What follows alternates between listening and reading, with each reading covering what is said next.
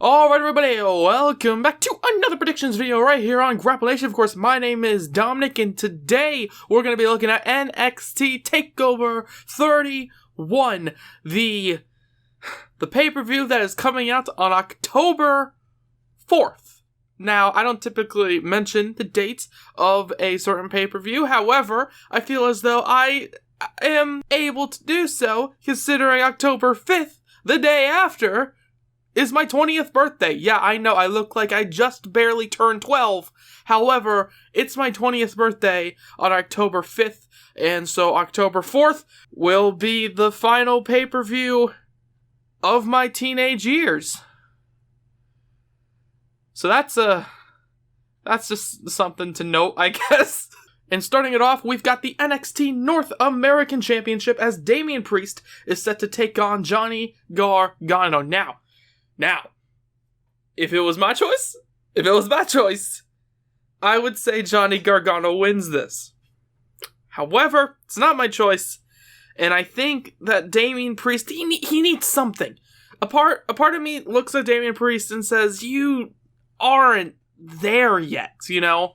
I feel like they think Priest is a star, but I don't see a lot of other people saying, oh yeah, Damien Priest is like a main event talent. I don't really see him as a main event talent, and maybe that's just me. I mean, I can see that there is potential there, but he hasn't reached, even close to the glass ceiling, let alone shatter it like people like Johnny Gargano have. So I think that Damien Priest needs this victory way more than Gargano, and as such, I believe Damien Priest will win. Now, I understand the idea of Gargano and Candice both leaving with titles and that being a pretty cool thing. That could be really cool. However, I don't see Gargano winning this matchup. I just don't. I love it. I love Gargano. I love Candice LeRae. I would love to see those two winning their matches, but I don't think Gargano's going to win this one. Following that, while we're talking about it, let's just jump into the NXT women's title matches. We've got Shirai taking on Candice LeRae. Now, a part of me really wants to say Candice, because I think the idea of Candice getting a title will definitely help cement her, because, she's sort of also been one of those superstars that, in my opinion, hasn't hit that, anywhere near that glass ceiling yet, like Damien Priest, as I just mentioned ago. Okay, she's always been kind of seen as, and I hate to be that guy, but Johnny Gargano's wife. That's sort of her entire thing in NXT. And, Candice LeRae, I feel, is worth a lot more than that. She seems like a fun character. And so hopefully, if she were to win the NXT Women's title, that could be interesting. That could give her sort of a launching pad. I know the whole, idea is that the man should make the title, or in this case, the woman should make the title, as opposed to the title making the competitor. However, I think Candice needs something. And so I think that Shirai could lose it. I think she could lose it. And I don't really see her losing it to anybody other than Rhea Ripley. Which, now I think about it, isn't even on the card.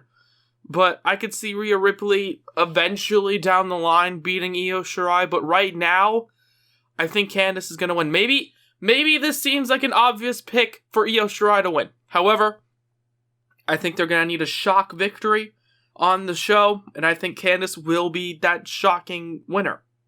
So yeah, LeRae wins. Following that, we've got Kushida taking on Velveteen Dream. Now, I think this is going to be one of those shows where they try to make a lot of people. Kushida should be one of them. He seems like a cool guy. I love the Back to the Future thing. Velveteen Dream, especially after some recent allegations that they've sort of forgotten about, it doesn't even really feel like he should be here until they mention that and talk about those allegations. Even if he didn't have those on his plate right now, he's kind of done. He's done everything. Really, he's fought for the title. He can't fight for the title anymore since losing to Adam Cole. So, yeah, I don't really know what Velveteen Dream can do anymore. And as such, I think Kushida should get the victory. I could see Velveteen Dream being the guy that just kind of loses to everybody Following that, the Cruiserweight Championship is on the line as Santos Escobar takes on Isaiah Swervescott. I totally didn't butcher his name. Santos, I think, is going to win. I'm not going to lie, I don't really know anything about these guys, but Santos is the champion, and I can see him just retaining the title. I wish I knew more about these guys, admittedly. I don't. So, yeah, I don't think Mr. Swervescott is going to win. I think Santos, I believe he's a part of, like, this faction that seemingly is looking good in NXT. And if that's the case, you know, I'm all for building factions. So let's do that. Let's have Santos retaining the championship. Following that, we've got Finn Balor taking on Kyle O'Reilly for the NXT championship. Oh my god, I can't wait for this match. Honestly, even though Gargano, I mentioned before, is my favorite wrestler, Gargano versus Priest, it can be interesting. Balor versus Kyle. Oh my god, I want it to be so good. And this has been the toughest one to pick, in my opinion. I want Kyle. I want Kyle to win this. I think my heart is telling me Kyle O'Reilly. My brain is telling me Balor. And I'm gonna have to go with my head here. I think Finn is gonna win. Oh, but I want Kyle to win. Just because, like, the Kyle O'Reilly singles push that everybody wants. It could be so cool. It would be so cool if he won the title. And then freaking Adam Cole comes out afterwards, hits him with the last shot. Cool. That would be sick. But I think Balor's gonna win. Maybe Adam Cole will come afterwards and do the heel turn. But I think Balor should win this. Yes, Finn. Because he just won the title anyways. And it would be weird if he just lost it immediately after being pushed to the moon since going back to NXT. Unless Finn is eventually going to go back to the main roster, which I don't really see, especially since they're kind of trying to separate the main roster and, like, developmental guys due to the whole 2020 situation. But yeah, I think Finn is going to win. I think Finn is going to win this.